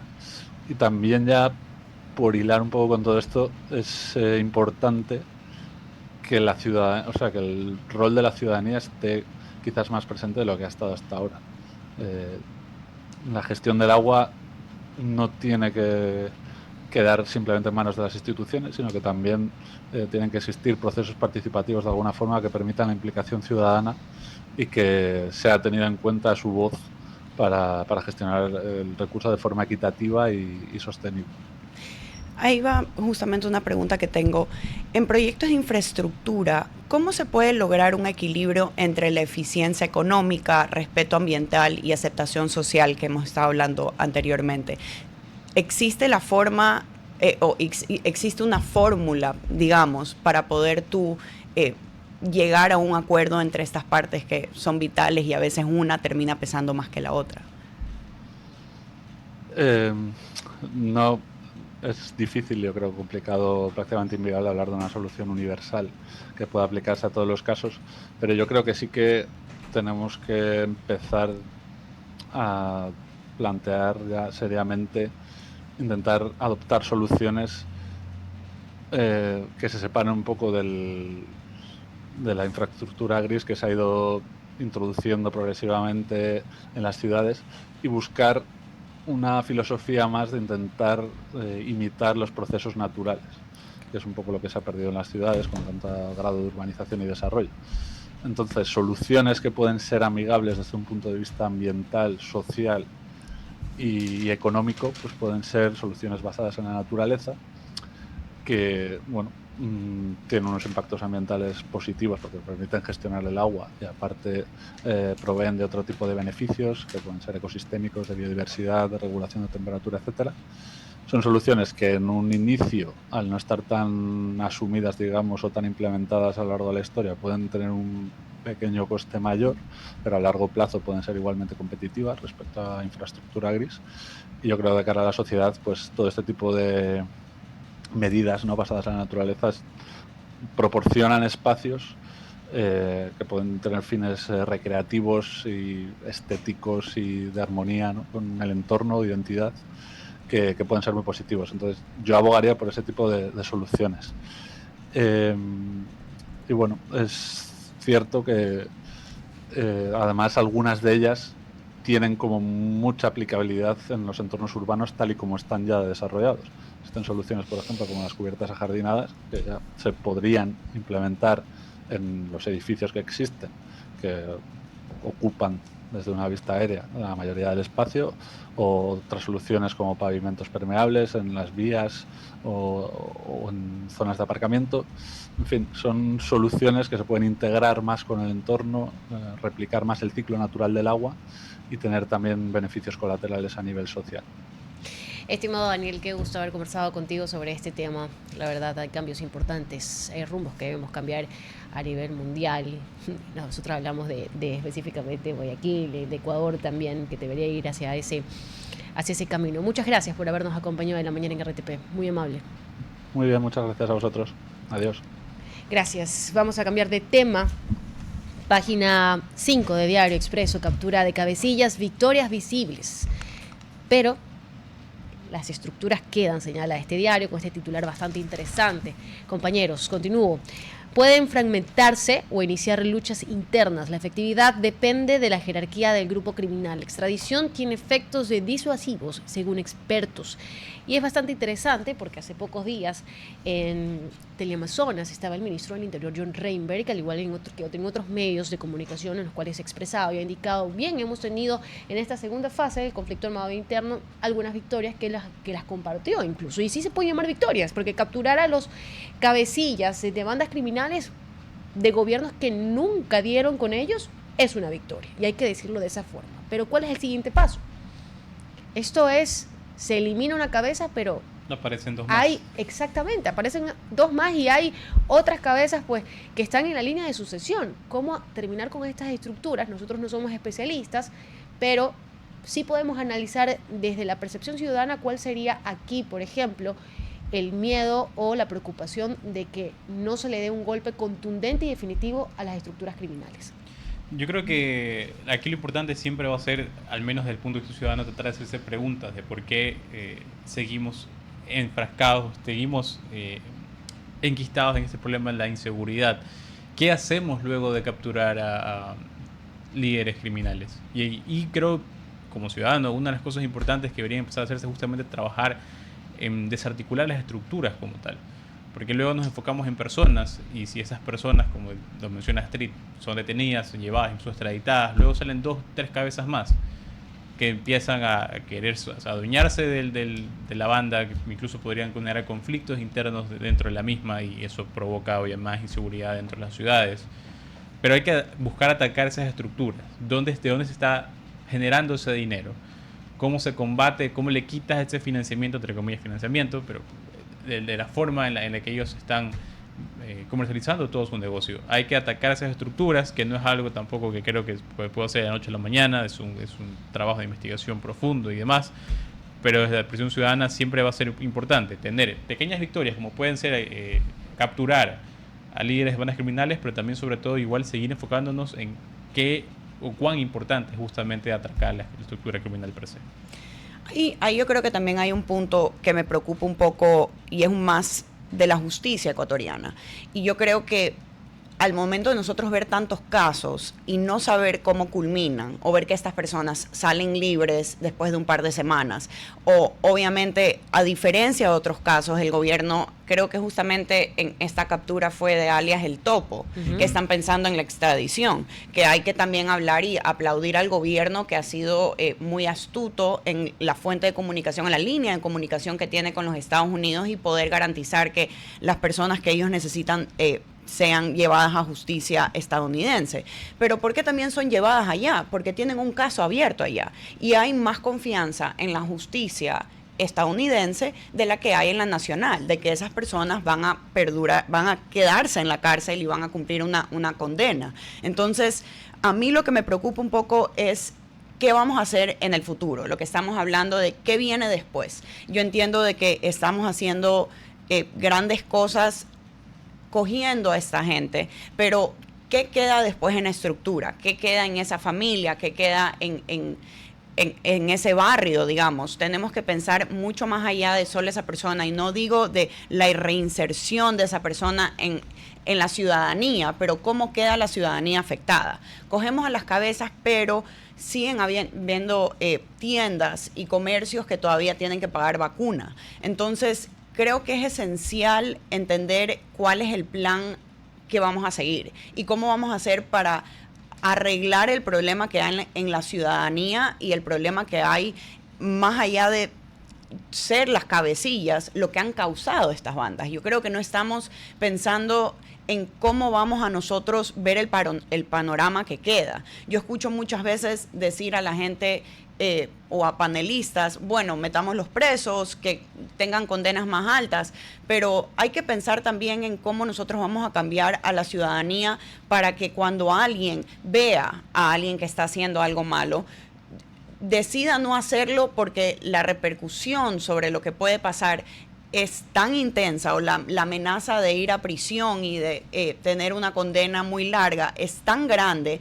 que esa persona decide tomar otro plan, pero existe otro vínculo o hay otra opción que esa persona pueda hacer en vez de unirse a una banda criminal. Creo que no hemos cerrado el círculo totalmente y creo que es uno de los problemas que no solo se lo tiene en el Ecuador, se lo tiene yo creo que en toda Latinoamérica. Y hay que tener en cuenta aquí algo, ¿no? Son exactamente ya 8:59 minutos de la mañana. En un minuto termino con este tema, tal vez el análisis, porque es importante lo que se ha conversado aquí, pero también ver cómo se traduce el no actuar o no, realmente es que hay que exterminar a la banda criminal completamente. No podemos decir que bajemos los índices de violencia de la banda criminal, que la desarticulemos. No, porque, a ver, la desarticulas, pero ¿cuál es el antónimo de desarticular? Articular. Entonces, obviamente no se van a quedar así. Hay que darles un golpe contundente. ¿Y por qué? Porque las bandas, lo hemos explicado aquí, tienen un nivel de sucesión. Al momento que que toma el poder alguien que esté en la línea, ¿no?, de estas bandas criminales para tomar el control de las operaciones de esas estructuras criminales, lo que va a hacer ese cabecilla es demostrar que es mucho más sanguinario que el que salió. ¿Y dónde creen que lo van a ver? En las calles, en las cárceles, en los barrios. Lo que va a hacer ese criminal es venir y pelearse con la banda contraria, porque a ellos les alimenta que se les adjudiquen atentados, que se les adjudiquen hechos violentos. Y aquí hay que comenzar también a cambiar el panorama también de los medios de comunicación. Cuando nosotros comenzamos a mencionar mucho a qué banda se le atribuye tal o cual atentado, porque eso los alimenta a ellos. Y hay que comenzar a cambiar ese chip. Incluso la misma policía ha hablado en su momento de aquello. Pero por eso tocamos este tema. Por eso nos preocupa qué pasa después de la captura de estos cabecillas. Sí, que los juzguen en Estados Unidos. Perfecto, que se los extraditen. Muy bien. Pero ¿cuántas bandas criminales, cuántas organizaciones terroristas tenemos menos? Pongámonos a pensar. Porque al final del día también esta captura, y sobre todo más de la banda criminal en la cual lideraba alias Fito, más sobre ella está pesando todo el rigor de la ley, como lo podemos observar, porque el alias Topo era el sucesor de Fito, lugarteniente de Fito, calificado así por la misma fuerza pública. Pero, ¿qué ocurre? Que ya no solamente tienes a una banda criminal definida como los choneros, sino que tienes los choneros águilas, los choneros reales, los choneros no reales, y así tienes una dispersión de bandas criminales pequeñas, grandes, medianas, que no te llegas a alcanzar. Entonces, yo creo que hay que terminar el trabajo. Hay que hacerlo completo. Ya 9:01 con 1 minuto, vamos a la pausa y ya regresamos con más. RTP 965, a la conquista del mundo digital. Presenta sus nuevas instalaciones y tecnología de vanguardia. Renovamos nuestro compromiso de seguir brindando contenido útil y de la más alta calidad. Programas de opinión con referentes de la comunicación. Noticias para contar todo lo que está pasando en todo momento. Una variedad de segmentos con lo que necesitas saber. Y asociaciones internacionales estratégicas. Todo para mantener a nuestra audiencia y seguidores siempre bien informados. Siempre en RTP. Buena compañía. Muy bien, entramos al último segmento de nuestro programa. Hablemos un poco más sobre justamente el tema que tocábamos antes de irnos a la tercera entrevista, que es el tema de cómo podemos innovar dentro de la tecnología en las ciudades. Creo que es algo muy importante. Yo, de hecho, recordando un poco lo que estábamos conversando, me puse a pensar, Ecuador realmente no es un país el que yo llamaría innovador. No creo que eso exista. No digo que no hayan pequeños casos donde se suceda, pero si uno se pone a preguntar, la palabra o la pregunta inicial de todo es ¿por qué sucede la innovación en cualquier país y en cualquier sociedad?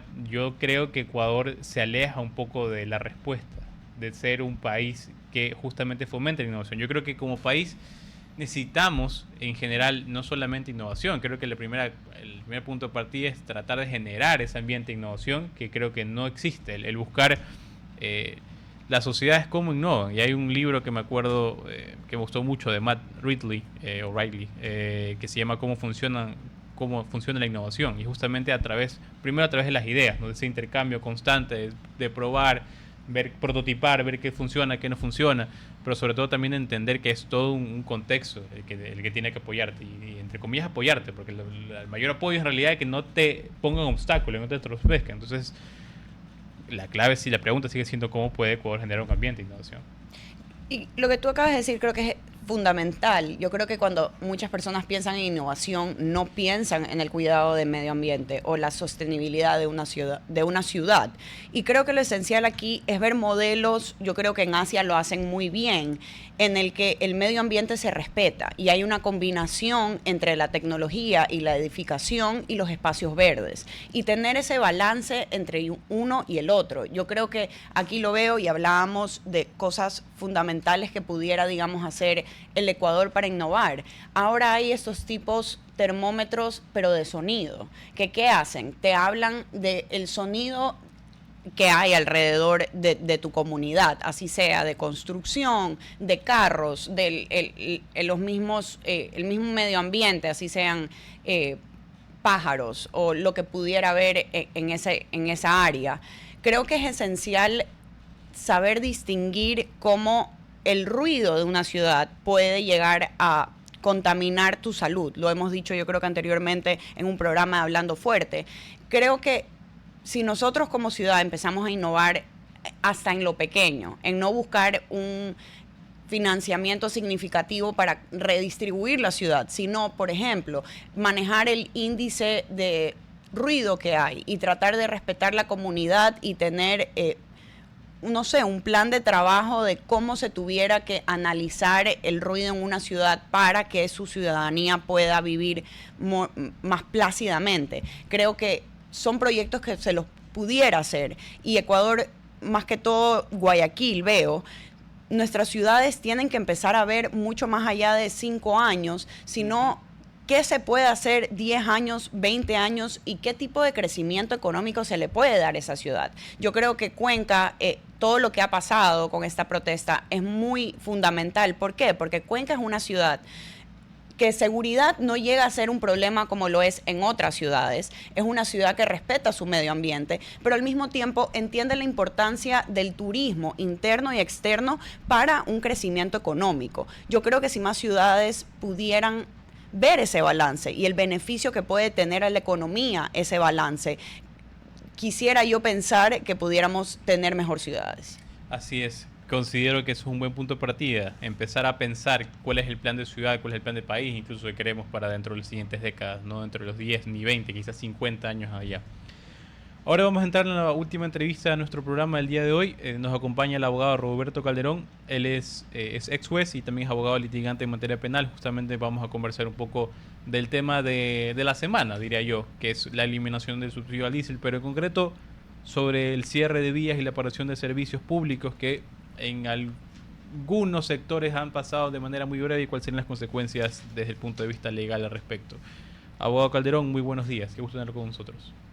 Buenos días, qué gusto estar por acá. Un saludo a toda la audiencia. Muy bien, coméntenos un poco sobre cuáles serían las consecuencias legales en el caso de que llegasen a existir protestas o marchas que paralicen los servicios públicos, en este caso el tema de transporte. Han existido pequeñas manifestaciones, diría yo, creo yo que pequeñas en comparación a lo que hemos tenido en años anteriores, en cierres de vías momentáneos, en Carchi y en otros lugares del país, pero han sido momentos que se han solucionado muy rápidamente por parte del gobierno, ¿no? Entonces, por el momento, no hay ese contexto de gravedad que ha podido existir, o de conflicto que ha podido existir en otros intentos de eliminación del subsidio al diésel, pero ¿cuáles serían las consecuencias legales en el caso de que eso llegase a suceder? Bueno, el Código Orgánico Integral Penal establece todo un catálogo de delitos que son aplicables generalmente en estas épocas de protesta. Y hay que considerar que también está sujeto a la capacidad que tenga el Estado para poder procesar, para poder reprimir y procesar a los infractores. Muchas veces, ¿qué es lo que ocurre? Que cuando los problemas son pequeños, cuando las protestas son pequeñas, es fácil detenerlos, es fácil llevarlos a una unidad de flagrancia, una unidad en el caso de cantones pues pequeños, donde son unidades multicompetentes las que le juzgan este tipo de delitos, las que los procesan, pero cuando ya se trata de protestas masivas, es digamos imposible que haya una cantidad de personal policial para poder detenerlos, para poder llevarlos a que sean procesados y una cantidad de jueces. Así es que es mucho más fácil cuando esto se trata, como se diría, pues, de un conato de incendio, como un conato de rebelión, a que cuando esto ya se trata de un asunto, pues, masivo. El Código Orgánico Integral Penal puntualmente tiene varios delitos, entre esos la paralización del servicio público, que tiene una pena privativa de libertad de 1 a 3 años. Es decir, la persona que impida, entorpezca o paralice la normal prestación de un servicio público, como por ejemplo puede ser el transporte. A delitos que son ya mucho más graves, por ejemplo, como el sabotaje, que tiene una pena de 5 a 7 años, que se lo aplica a personas que destruyan instalaciones industriales, fábricas, etcétera, o obstaculice o interrumpa la labor de equipos de emergencia. Entonces, estos son los delitos que Fiscalía generalmente utiliza para este tipo de casos, sin descartar el delito de terrorismo, que es mucho más grave cuando ya existe con la intención de generar terror el ataque a bienes, a personas, etcétera. Incluso con penas que pueden llegar hasta los 30 años cuando del terrorismo se desprende la muerte de una persona. Por ahí, abogado, hay servicios que se los consideran esenciales en el Ecuador. ¿Qué diferencia hace en términos penales si se llega a haber algún incidente con esos servicios? ¿Cuáles son estos servicios esenciales? Los servicios esenciales son los servicios de salud, sobre todo. Son los servicios, por ejemplo, de prestación de energía eléctrica, agua, etcétera, que incluso dentro de los conflictos a nivel internacional, el hecho de inutilizar estaciones de bombeo de agua o servicios básicos como estos puede incluso significar crímenes de guerra, porque estaríamos dejando a una población sin el líquido vital que necesita pues para continuar la vida de sus habitantes. Entonces, este tipo de servicios, cuando se paralizan, tienen la pena máxima, a la que habría que agregar las circunstancias agravantes que podrían aumentarla en 1/3. Y ahí, ¿qué diferencia existe entre el derecho a la protesta que tiene la ciudadanía y el límite en el que se configura un delito para afectar a terceros? El derecho a la protesta estaría en cierto modo suspendido por el decreto de emergencia del presidente, el recientemente emitido, en el que indica que en las provincias de Carchi, Imbabura, Pichincha, Azuay, Bolívar, Cotopaxi y Santo Domingo está suspendido el derecho a la libertad de reunión, entendiéndose que esa reunión pues son las conglomeraciones que vemos de personas que de momento tienen la intención de cerrar vías y que han llegado a hacerlo en ciertos casos.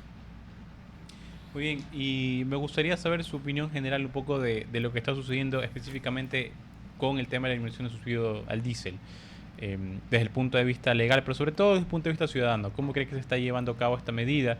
¿Considera, por ejemplo, también que va a ser un escenario muy distinto el que vamos a tener en estos momentos en comparación a lo que sucedió en el 2019 y, si no estoy mal, también 2022? ¿Cómo lo ves desde el punto de vista legal y ciudadano? Creo que hay una diferencia con los escenarios anteriores porque considero que todavía la popularidad del presidente es buena, es positiva.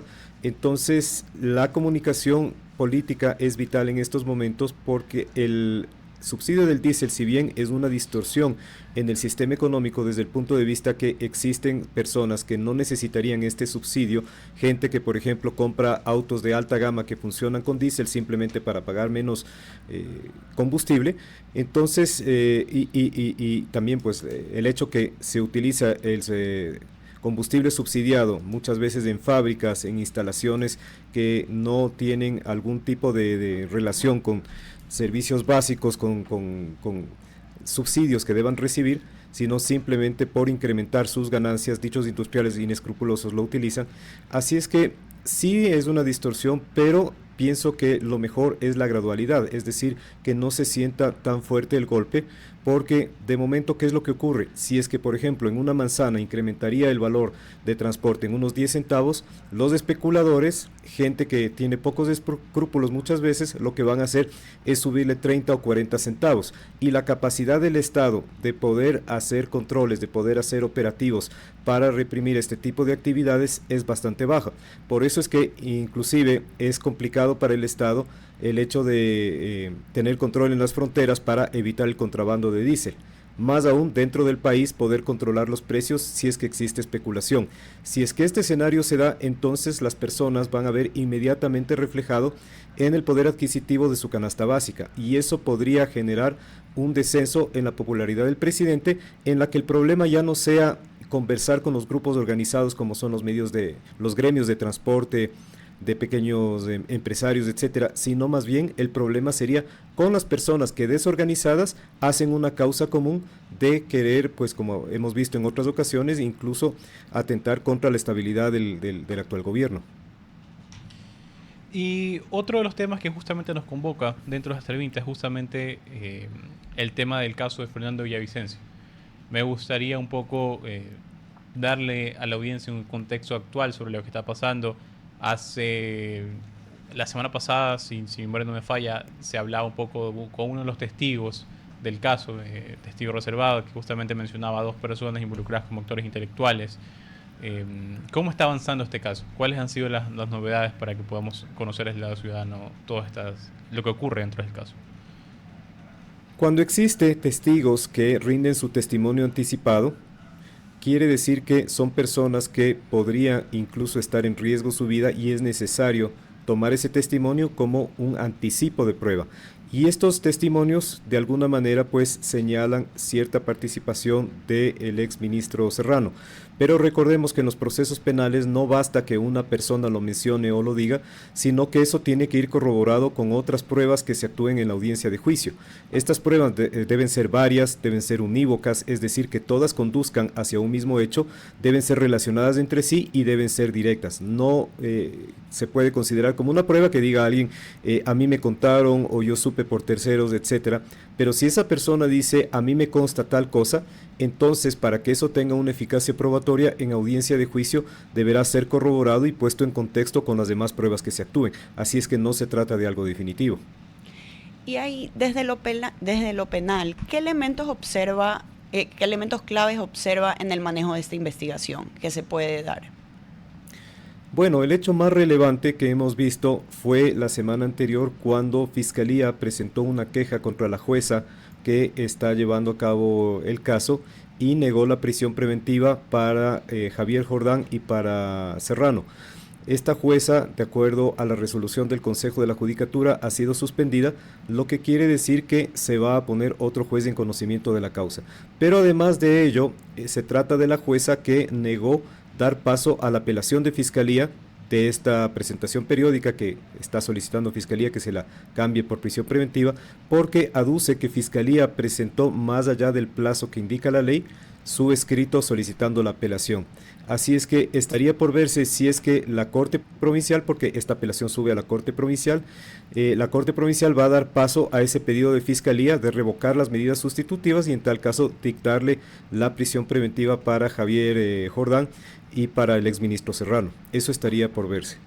Justamente quería preguntarle sobre su última respuesta, que es ¿cuáles son los siguientes pasos que van a suceder dentro del caso de Villavicencio? Entendiendo, por ejemplo, lo que usted menciona, que es hay que revisar esta apelación en la Corte Provincial, ver si efectivamente se le dicta finalmente o prisión preventiva a estos presuntos implicados. Pero más allá de eso, ¿qué otros pasos llegan dentro del caso, o llegarán, mejor dicho, en los siguientes meses?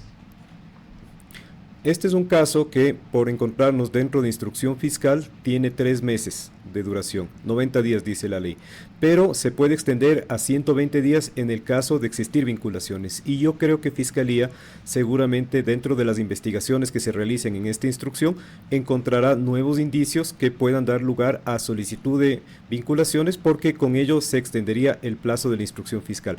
¿Qué es la instrucción fiscal? Un poco para que conozca la gente, se trata de el encauzamiento penal propiamente dentro de un proceso de los sujetos que antes eran objetos de una investigación, para que dentro de este periodo de 90 días que se extiende hasta 120, si es que hay vinculados, puedan solicitar diligencias que de alguna manera puedan demostrar que ellos no tienen ningún tipo de responsabilidad en los hechos, así como Fiscalía aproveche ese tiempo para recabar pruebas, digamos de evidencia, porque pruebas se las llamaría en juicio, para recabar evidencias que justamente al juez le motivarían llamar a juicio a las personas procesadas. Es decir, se trataría de los últimos meses en que se pueda realizar diligencias investigativas, solicitudes de peritos, solicitudes de versiones de testigos, etcétera. Ahí quisiera yo hacer una pregunta un poco más viendo al futuro. ¿Cree que este caso puede sentar precedentes jurídicos sobre la responsabilidad estatal frente a la seguridad de actores políticos?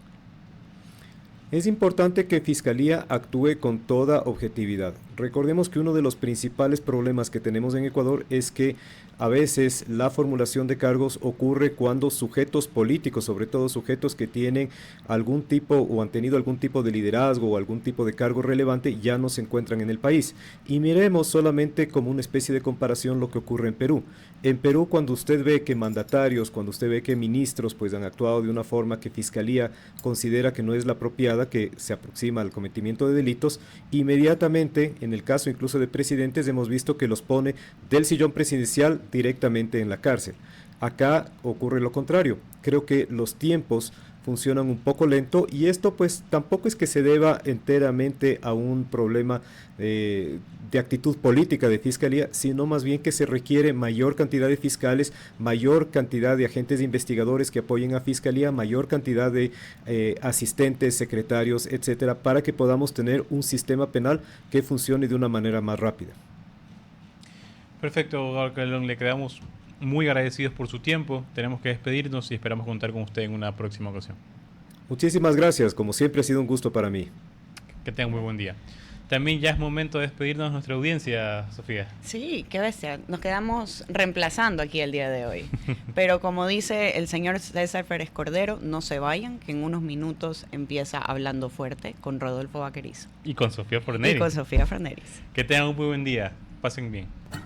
Hasta aquí, la mañana en RTP. Esta es la mañana. Control Master Marisela Basantes. Transmisión digital Gerardo Díaz. Coordinación de entrevistas Diana Raimondi. Redes sociales Erika Eras. Edición Oscar Saavedra. Todos los derechos reservados. RTP 2025.